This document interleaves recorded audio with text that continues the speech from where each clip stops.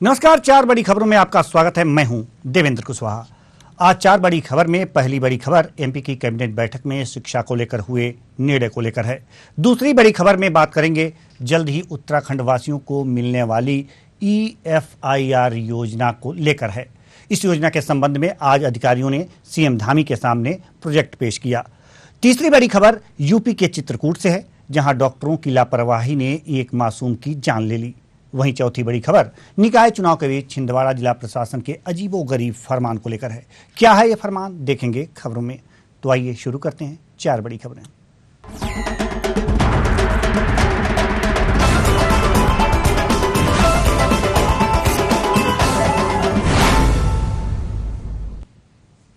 तो रुक करते हैं चार बड़ी खबरों की पहली बड़ी खबर की ओर। एमपी के सीएम शिवराज सिंह चौहान की अध्यक्षता में आज कैबिनेट बैठक की गई। इसमें प्रदेश में 2 मेडिकल कॉलेज खोलने पर सहमति बनी है। उज्जैन में मेडिकल कॉलेज खोलने की प्रशासकीय मंजूरी और बुधनी में मेडिकल कॉलेज खोलने के लिए सैद्धांतिक अनुमति दी गई है। सरकार के प्रवक्ता और गृह मंत्री नरोत्तम मिश्रा ने कहा है कि बैठक में शिक्षा, सिंचाई, रोजगार और किसानों को लेकर महत्वपूर्ण फैसले हुए हैं। उन्होंने बताया कि 23 ब्लॉक में नई ITI खोलने पर सहमति बनी है। कैबिनेट में मुख्यमंत्री का स्वेच्छानुदान और विधायक स्वेच्छानुदान के अलावा विधायक निधि बढ़ाने का फैसला लिया गया है। सीएम स्वेच्छानुदान 200 करोड़ रुपए किया गया है। पिछले साल हुए खर्च की तुलना में वित्तीय वर्ष 2022-23 में 73 करोड़ 20 लाख रुपए की बढ़ोतरी की गई है। इसके अलावा भोपाल में नेशनल फॉरेंसिक साइंस यूनिवर्सिटी को खोलने के लिए राज्य सरकार ग्राम बरखेड़ा बोंदर में 15 एकड़ सरकारी जमीन मुफ्त में देगी। इसे आज कैबिनेट में मंजूरी मिल गई है। मध्य प्रदेश कैबिनेट की बैठक आज वल्लभ भवन में माननीय मुख्यमंत्री शिवराज सिंह जी चौहान की अध्यक्षता में संपन्न हुई, जिसमें अनेक महत्वपूर्ण निर्णय हुए। आज की बैठक शिक्षा के क्षेत्र में, सिंचाई के क्षेत्र में, रोजगार के क्षेत्र में, किसान के क्षेत्र में अति महत्वपूर्ण बैठक थी। उज्जैन में लंबे समय से मेडिकल कॉलेज की मांग हो रही थी। आज मंत्रिपरिषद ने नवीन चिकित्सा महाविद्यालय बुधनी को सैद्धांतिक स्वीकृति दी है। सिंचाई के क्षेत्र में अगर हम बात करेंगे और शिक्षा के क्षेत्र में बात करेंगे तो दोनों ही क्षेत्रों में आज हम देखेंगे 23 विकास खंडों में नवीन ITI की खोलने का आज कैबिनेट ने तय किया है। उपरोक्त विषयों को ध्यान में रखते हुए 23 विकास खंडों में नवीन ITI प्रारंभ करने का आज मध्य प्रदेश की कैबिनेट के द्वारा तय किया है। इस खबर पर ज्यादा जानकारी के साथ हमारे संवाददाता विवेक सिंह हमारे साथ जुड़ चुके हैं। जी विवेक, हम जानना चाहेंगे कि आज शिवराज कैबिनेट की बैठक हुई है, क्या कुछ फैसले लिए गए हैं इसमें? बिल्कुल देवेंद्र जी, मैं बता दूं आज मुख्यमंत्री शिवराज सिंह चौहान की अध्यक्षता में एक की गई, जिसमें तमाम निर्णय लिए गए हैं। अगर हम निर्णयों की बात करें देवेंद्र जी, तो सबसे पहले मुख्यमंत्री शिवराज सिंह चौहान की बात करें या फिर सीएम या विधायकों के स्वेच्छानुदान राशि की बात करें, तो पहले सीएम की जो स्वेच्छानुदान राशि रहती थी वह 150 करोड़ रुपए रहती थी, अब उसे बढ़ाकर 200 करोड़ रुपए कर दी है। वहीं अगर हम विधायकों की बात करें तो जो पहले 15 लाख रुपए स्वेच्छानुदान राशि विधायकों की रहती थी, अब उसे 50 लाख रुपए कर दिया गया है। तो निश्चित रूप से अहम प्रस्ताव आज कैबिनेट की बैठक में रखे गए थे, जिनमें मंजूरी मिली है। अगर हम बात करें तो मध्य प्रदेश में अब जो विकासखंड क्षेत्रों में 23 नए IIT खोले जाएंगे, तो निश्चित रूप से शिक्षा के क्षेत्र में या टेक्निकल के क्षेत्र के मामले को लेकर भी मध्य प्रदेश सरकार गंभीर है। तो इसको लेकर अब 23 नए ITI कॉलेज खोलने के लिए कैबिनेट की स्वीकृति मिली है। वहीं अगर हम देवेंद्र जी बात करें तो उज्जैन और बुधनी में भी अब मेडिकल कॉलेज खोलने को लेकर आज जो कैबिनेट की बैठक में प्रस्ताव रखा गया था उसे मंजूरी मिल गई है। तो निश्चित रूप से कह सकते हैं कि सीएम शिवराज के विधानसभा क्षेत्र बुधनी में और साथ ही उज्जैन में अब नया मेडिकल कॉलेज खोला जाएगा। वहीं अगर हम बात करें देवेंद्र जी, तो जबलपुर में जो छिपा खुदरी मध्यम सिंचाई परियोजना है उसको भी आज कैबिनेट की बैठक में मंजूरी मिली है। वहीं अगर हम बात करें राजधानी भोपाल की, तो राजधानी भोपाल में भी नेशनल फॉरेंसिक यूनिवर्सिटी खोलने को लेकर जो मंजूरी आज कैबिनेट की बैठक में मिली है। तो निश्चित रूप से अहम प्रस्ताव रखे गए थे और अहम प्रस्तावों को आज कैबिनेट की बैठक में मंजूरी मिली है। विवेक सिंह, स्वेच्छानुदान भी बढ़ाए गए हैं, चाहे मुख्यमंत्री का हो या फिर विधायकों का स्वेच्छानुदान, जी, क्या है ये, कितना बढ़ाया गया है, पहले कितना था?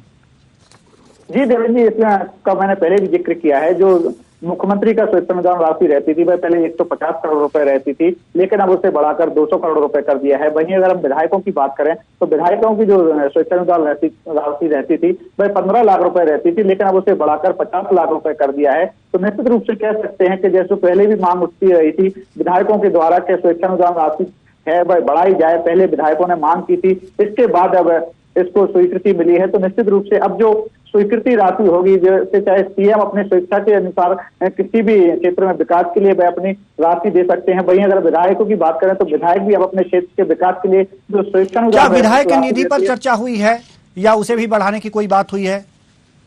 नहीं देवेंद्र जी, ऐसा कोई अभी प्रस्ताव कैबिनेट की बैठक में नहीं आया था। जो विधायक निधि की बात है वो स्वेच्छानुदान राशि में ही शामिल रहता है। और स्वेच्छानुदान राशि की जो अगर हम बात करें तो निश्चित रूप से जो पहले 15 लाख रुपए राशि रहती थी उसे बढ़ाकर 50 लाख रुपए कर दिया है। तो निश्चित रूप से कैबिनेट की बैठक में एक बड़ा फैसला लिया गया है। जी, बहुत बहुत धन्यवाद विवेक सिंह इस तमाम जानकारी के लिए। तो मध्य प्रदेश में शिवराज कैबिनेट की बैठक हुई है, इसमें कुछ अहम फैसले लिए गए हैं जिसके बारे में जानकारी दे रहे थे हमारे संवाददाता विवेक सिंह। रुक करते हैं दूसरी बड़ी खबर की ओर। उत्तराखंड में जल्द ही EFIR की सुविधा मिलेगी। घर में बैठे बैठे ही फरियादी FIR दर्ज करा सकते हैं। इस योजना की शुरुआत में वाहन चोरी, गुमशुदा वस्तुओं के संबंध में EFIR कराई जा सकेगी। EFIR को लेकर मुख्यमंत्री पुष्कर सिंह धामी ने सचिवालय में गृह और पुलिस विभाग के वरिष्ठ अधिकारियों के साथ बैठक की, जहां अधिकारियों ने मुख्यमंत्री के सामने CCTNS के अंतर्गत बनाए जा रहे EFIR पोर्टल का प्रस्तुतिकरण दिया। मुख्यमंत्री ने कहा कि सरलीकरण, समाधान, निस्तारण और संतुष्टि सरकार का मूल मंत्र है। सिस्टम इस प्रकार का होना चाहिए जिससे जनता सरलतम तरीके से अपनी शिकायतों का समाधान कर सके। इसके अलावा मुख्यमंत्री धामी ने पुलिस लाइन पहुंचकर देहरादून के प्रशासनिक भवन, क्वार्टर गार्ड और बैरक का भी शिलान्यास किया। साथ ही चीता मोबाइल का भी फ्लैग ऑफ किया। इस दौरान मुख्यमंत्री ने पुलिस कर्मियों को संबोधित करते हुए कहा कि उत्तराखंड की पुलिस मित्र पुलिस के नाम से पूरे देश में जानी जाती है। उन्होंने कहा कि अभी प्रदेश में 4 धाम यात्रा अपने चरम पर है और इस 4 धाम यात्रा में भी पुलिस ने बहुत ही ऐतिहासिक कार्य किए हैं।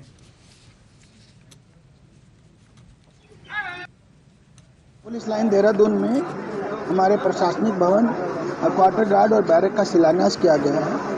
और साथ ही उन्होंने कहा है कि पुलिस के जवानों के भवन आधुनिक सुविधा युक्त होने चाहिए और जवानों की सुविधाओं में कोई कमी नहीं रहनी चाहिए, क्योंकि भवन अच्छे होंगे, एक वर्किंग एटमॉस्फेयर अच्छा होगा तो हमारी एफिशिएंसी ज़्यादा होगी। साथ ही साथ उन्होंने ये भी कहा है कि जो भवन बनाए जाएं उच्च कोटि, उच्च गुणवत्ता के बनाए जाएं। स्मार्ट पुलिसिंग, अच्छी पुलिस और उत्तराखंड की पुलिस इस दिशा में लगातार काम कर रही है और हमारा निर्माण से संबंधित लगातार इस बात पर फोकस है कि जो भी हमारे भवन बन रहे हैं आज, जैसे यहाँ पर प्रशासनिक भवन बना है, क्वार्टर गार्ड का भवन बना है, बैरिक बनी है, तो इनका अगर भवनों में निर्माण कार्य अच्छा होना चाहिए। केवल मैं यहाँ की बात नहीं कर रहा हूँ, सभी जगह अच्छा होना चाहिए। अगर उसमें उस DPR में संशोधन करना है, उसको बढ़ाना है। लेकिन तो उत्तराखंड में स्थिति यह है कि यहाँ पर EFIR के लिए आज उत्तराखंड के मुख्यमंत्री पुष्कर सिंह धामी ने पुलिस के आला अधिकारियों के साथ बैठक की है। इससे लोगों को तमाम सहूलियतें मिलेंगी, घर बैठे ही EFIR कर सकते हैं। इस खबर पर ज़्यादा जानकारी के साथ हमारे संवाददाता अवनीश गुप्ता हमारे साथ जुड़ चुके हैं। जी अवनीश, हम जानना चाहेंगे कि EFIR के लिए कुछ कवायदें हुई हैं उत्तराखंड में, जहां पर CM धामी ने आला अधिकारियों के साथ बैठक की है। क्या कुछ हो रहा है EFIR के संबंध में? देखिए तो यहाँ पर अगर बात करें पुलिस लाइन कमेटी की, तो लगातार लोग जो है आरोप लगाते थे कि उनके साथ उनका जो है FIR नहीं दर्ज होती, पुलिस के थानों के चक्कर काटने पड़ते हैं, चौकी इंचार्ज उनकी नहीं सुनता है और दर दर भटकना पड़ता है। यहाँ तक कि जो पीड़ित होता है उसका लगातार आरोप रहता है कि जो पुलिस वाले हैं उसको धमकाकर वापस दे देते हैं, एक दूसरे थाने में जो है उसको चक्कर कटाते हैं। अब इसको सरलीकरण और सुदृढ़ बनाने के लिए जो है जो पुष्कर सिंह धामी है उन्होंने एक पहल की है। पुलिस महकमे के साथ मिलकर बाकायदा आज समीक्षा बैठक की सचिवालय में, और एक जो ऐप है वो जो है यहाँ पर उसको जो है लॉन्च किया गया। हालांकि अभी जो है यहाँ पर उसमें केवल 2 ही जो FIR जो है EFIR है वो दर्ज की जा सकती है। तो गुमशुदगी की है, दूसरी जो वाहन चोरी की जो घटना है वो अभी दर्ज की जा सकती है। इसको लेकर पुष्कर सिंह धामी का कहना था कि अब जो है आदमी को घर बैठ के जो है अपनी ई सुविधा आप FIR कर सकते हैं और 10 दिन के अंदर जो है उसके बारे में जो है पूरी जानकारी ले सकते हैं। और थाने के आपको जो है चक्कर नहीं काटने पड़ेंगे। जी, जैसे सामान्य जो मारपीट की घटनाएं होती हैं और सामान्य अपराध होते हैं, चोरी की घटनाएं होती हैं, तो क्या इसके लिए भी EFIR दर्ज कराया जा सकता है? स्कूटर चोरी वगैरह की बातें तो हैं, लेकिन जो सामान्य मारपीट और अपराध की घटनाएं हैं, इसके लिए भी क्या EFIR दर्ज कराए जा सकते हैं?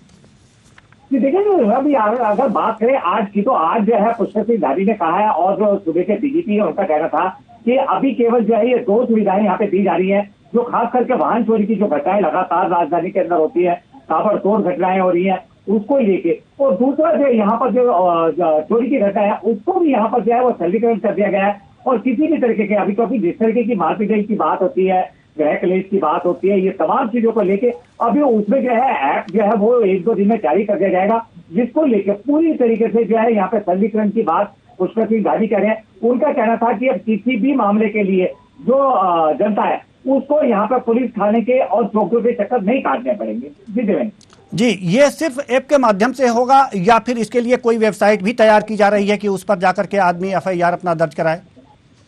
जी देखिए, तो देखिए ऐप पुलिस का ऐप पहले से ही है, परंतु यहाँ पर अभी अवेयरनेस की कमी के कारण ये जो है नई लॉन्चिंग हो पाया था। परंतु अब जिस तरीके की बात करें की ये जो बात है, यहाँ पे आप अपने मोबाइल पे भी ऐप जारी कर सकते हैं, और बाकायदा इसकी एक वेबसाइट पुलिस ने जारी की है, उसको लेके आम जनमानस तक ये वेबसाइट का जो है प्रचार प्रसार किया जा रहा है, उसको लेके जन जागरूकता अभियान चलाया जा रहा है पुलिस की तरफ से, और आम जनमानस से ये अपील की जा रही है कि आप अपनी जो रिपोर्ट है वो EFIR के माध्यम से करिए और उस पर तुरंत कार्रवाई होगी। आप 10 दिन के अंदर अपनी जानकारी जो है ऑनलाइन मालूम कर सकते हैं। जैसे कि आप कह रहे हैं कि ऐप के लिए जागरूकता अभियान चलाया जा रहा है, तो इस अभियान के अंतर्गत क्या क्या कार्यक्रम संचालित किए जा रहे हैं सरकार की तरफ से?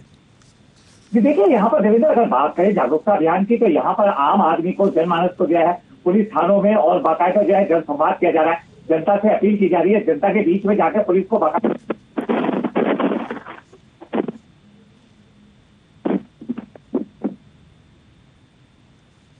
आप जो है उसकी जानकारी किस ऐप के माध्यम से ले सकते, तमाम चीजों को लेके एक सरलीकरण की तरफ एक अच्छा कदम है।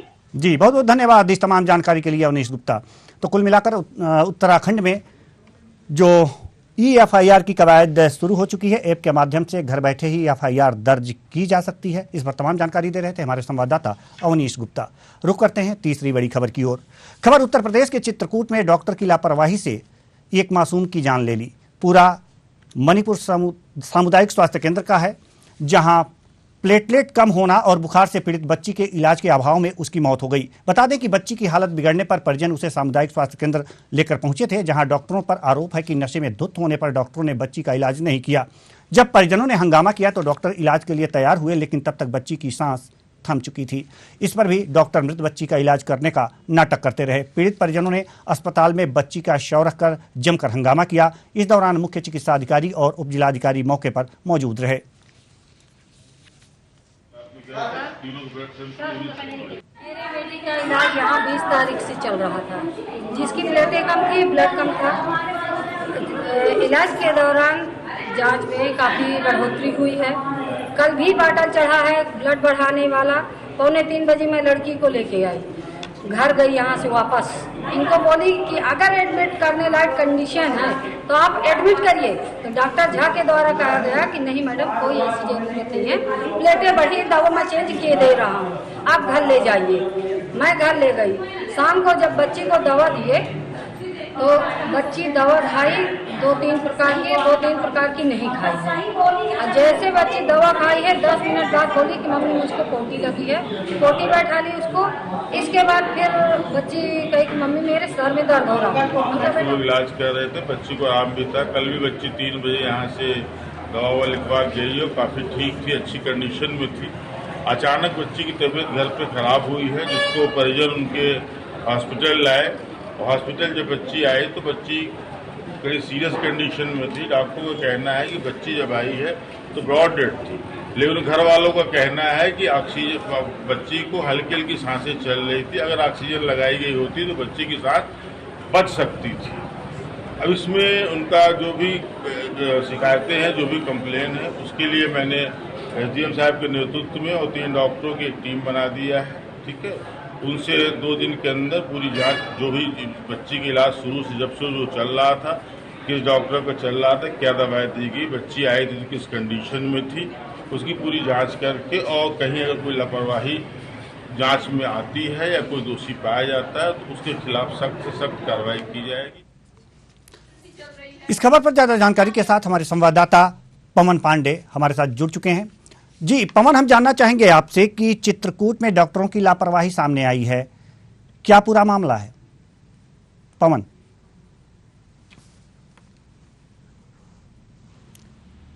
ये पूरा मामला चित्रकूट जनपद के मानिकपुर का सीएसडी केंद्र का है। जी, नशे की हालात में डॉक्टर मौजूद थे, परिजनों ने अपनी बच्ची को लेके गए वहां पे, जो कि उन लोगों के द्वारा इलाज नहीं किया गया। परिजनों के द्वारा जब जमकर हंगामा काटा गया तब कहीं ना कहीं जाके उन लोग बच्ची का इलाज कर। ये भी खबर आई है पवन, ये भी खबर आई है कि जब परिजन बच्ची को इलाज के लिए अस्पताल में ले गए थे वहां डॉक्टर नशे में थे। जी बिल्कुल, वो शराब पिए हुए थे और नशे के हालत में थे। डॉक्टर जो कि वहाँ पे थे मौजूद थे और ये सबसे बड़ा जांच का विषय है। हालांकि उप जिलाधिकारी और सीएमओ भूपेश द्विवेदी द्वारा अवगत कराया गया कि जांच के निर्देश दिए गए हैं, जो भी तथ्य सामने आएंगे डॉक्टरों के खिलाफ आवश्यक कार्यवाही की जाएगी। जी, ये इस तरह का पहला मामला है या यहाँ पर इस तरह के मामले आते रहते हैं इस अस्पताल के? जी लगातार कहीं ना कहीं ये बड़ी लापरवाही है स्वास्थ्य विभाग की, और डॉक्टरों का अगर सही तरीके से इलाज बच्ची का हो जाता तो शायद उस मासूम की जान बच जाती। कहीं ना कहीं बड़ी लापरवाही है स्वास्थ्य विभाग की। स्वास्थ्य विभाग की लापरवाही करती बच्ची की जान गई है। जी पवन, हम जानना चाहेंगे आपसे कि जब परिजन वहां पर बच्ची को लेकर पहुंचे तो डॉक्टर थे कहां? डॉक्टर मौजूद थे वहीं पे, नशे की हालत में थे, इसलिए वो इलाज नहीं करना चाह रहे थे। जी, और परिजनों ने जब वहां पे हंगामा काटा जमकर और अधिकारियों को फोन किया तब जाकर उन्होंने इलाज किया। सही ढंग से इलाज न होने के कारण बच्ची की मौत हो गई है। जी, तो बहुत बहुत धन्यवाद पवन पांडे इस तमाम जानकारी के लिए। तो कुल मिलाकर यह देखा जा रहा है कि उत्तर प्रदेश के चित्रकूट में डॉक्टरों की लापरवाही सामने आई है, जहां पर नशे में धुत डॉक्टरों ने एक बच्ची का इलाज समय से नहीं किया, जिससे उसकी जान चली गई। इस खबर पर ज्यादा जानकारी दे रहे थे हमारे संवाददाता पवन पांडे। रुक करते हैं चौथे बड़ी खबर की ओर। मध्य प्रदेश में नगरीय निकाय चुनाव की सरगर्मी के बीच छिंदवाड़ा जिला प्रशासन का एक आदेश उनके लिए गले की फांस बनता नजर आ रहा है। दरअसल छिंदवाड़ा में नगर निगम चुनाव के दौरान जिला प्रशासन ने प्रत्याशियों को चुनावी खर्च के ब्यौरे की मार्गदर्शिका के साथ देसी और विदेशी शराब के रेट लिस्ट भी सौंपी है, जिसमें माना जा रहा है कि नगर निगम में प्रत्याशी अब मतदाताओं को खुलकर शराब पिला सकते हैं, जिसका पूरा ब्यौरा उन्हें अपने चुनावी खर्च में शामिल करना होगा। दरअसल चुनाव आयोग तय करता है कि प्रत्याशी चुनाव सामग्री के अलावा भोजन, नाश्ता और दूसरे सामान में कहां कितना खर्च करेंगे। इसी मार्गदर्शिका में छिंदवाड़ा जिला प्रशासन की ओर से शराब की करीब 250 ब्रांड की एक लिस्ट सौंपी है, जो चर्चा का विषय बनी हुई है, क्योंकि चुनाव से पहले पुलिस शराब और शस्त्र की धरपकड़ करती है। ऐसे में जिला प्रशासन का ये कदम उसकी कार्यप्रणाली पर सवाल उठाता है। वहीं मध्य प्रदेश कांग्रेस चुनाव प्रभारी जेपी धनोपिया ने इसे लेकर चुनाव आयोग को पत्र लिखा है, जिसमें छिंदवाड़ा के अधिकारियों पर कार्रवाई की मांग की गई है। साथ ही इस आदेश को निरस्त कराने की भी मांग की गई है। भ्रम की स्थिति उत्पन्न हुई है, इसकी जानकारी प्राप्त हुई है, इसकी संक्षिप्त जांच की गई। इसमें ये पाया गया कि जो इंटरनल कम्युनिकेशन है एक्साइज डिपार्टमेंट और जिला निर्वाचन कार्यालय के मध्य, जो कार्यालयीन प्रयोजन के लिए था, उसकी प्रति लिपिकीय त्रुटि से कुछ अभ्यर्थियों तक चली गई है। उसका कोई उपयोग उस अभ्यर्थी के लिए नहीं है। अमूमन ये दरें मंगाई जाती हैं कार्रवाइयों के लिए कि जब कार्रवाई होगी तो उसका मूल्यांकन किस दर से किया जाएगा, उसी के लिए है। और उस पत्र को यदि देखा जाए तो उसमें कहीं भी किसी अभ्यर्थी को कोई एंडोर्समेंट नहीं है। इसमें अवैध परिवहन, अवैध वितरण करते हुए यदि कोई व्यक्ति पाया जाता है और यदि उसको हम किसी से एसोसिएट कर पाएंगे तो वो पूरा खर्चा भी उनके खाते में जोड़ा जाएगा। अन्यथा की स्थिति में रिपोर्टिंग के लिए कि कितनी शराब जब्त की गई है, उसका बल्क लीटर और उसका मूल्य कितना होगा, उसके लिए एक्साइज डिपार्टमेंट से निर्वाचन कार्यालय ये रूटीन में प्रत्येक निर्वाचन के लिए मूल्य मंगाता है। मेरे हिसाब से इसमें कहीं कोई दिक्कत की स्थिति या कोई त्रुटि की स्थिति नहीं है। लिपिक के द्वारा कतिपय अभ्यर्थियों को वो जानकारी उपलब्ध कराई गई जो ठीक नहीं है, उसके लिए उसको कारण बताओ सूचना पत्र जारी किया जाए। इस खबर पर ज्यादा जानकारी के साथ हमारे संवाददाता मुकेश तिवारी हमारे साथ जुड़ चुके हैं। जी मुकेश, हम जानना चाहेंगे कि जो नगरीय निकाय चुनाव के लिए छिंदवाड़ा जिला प्रशासन ने देशी और विदेशी शराब की रेट लिस्ट जारी की है, क्या है पूरा मामला?